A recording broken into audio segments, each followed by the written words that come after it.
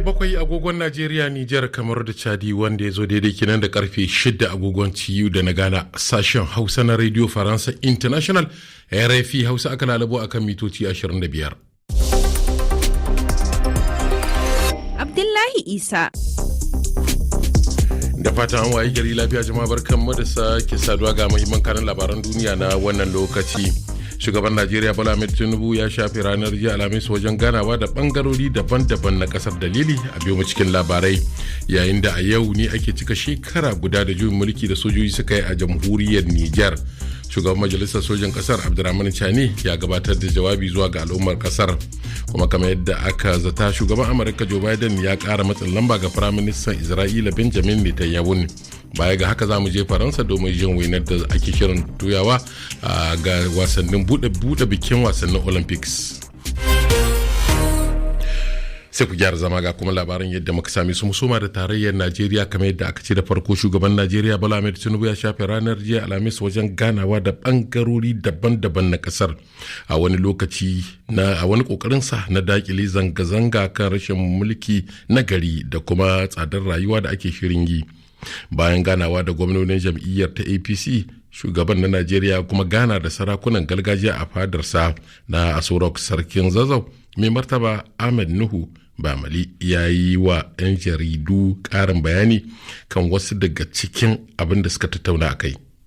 Saboda halin da ƙasa take ciki na matsi da ake ciki, ya yi bayani mai gamsarwa game da yadda ake kokarin gyara tattalin arzikin kasan, sannan kuma ya yi magana kan wannan kudade na local government da ake kai musu directly. Ya ba mu tabbacin cewa za a sa ido batun zanga-zanga.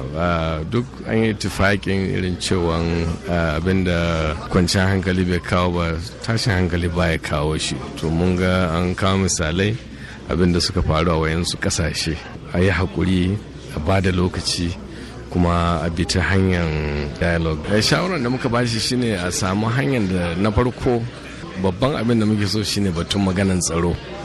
A tabbatar da an samu tsaro, to duk gonaki za a koma gonaki a ci gaba da noma, ba sai an ringa ba da wannan palliative don gudunmuwa ba.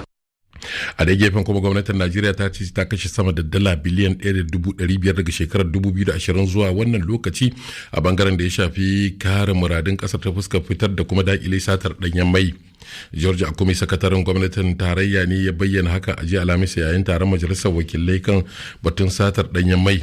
Bayanin sakataren gwamnatin Najeriya na zuwa ne bayan da kungiyar masu fafutukar tabbatar da gaskiya a kasar neti kenan ta fitar da wani rahoto wanda ya nuna cewa sama da dala biliyan 46 aka sace tsakanin shekarar 2009 zuwa 2020.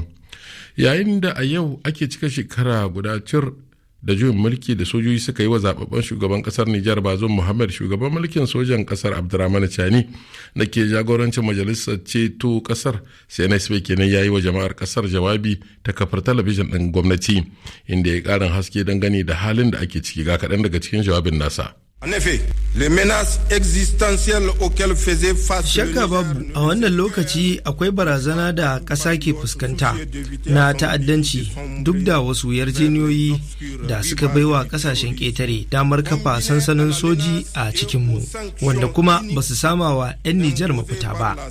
Mun ga almubazzaranci, keta dokokin ƙasa da nuna halin ko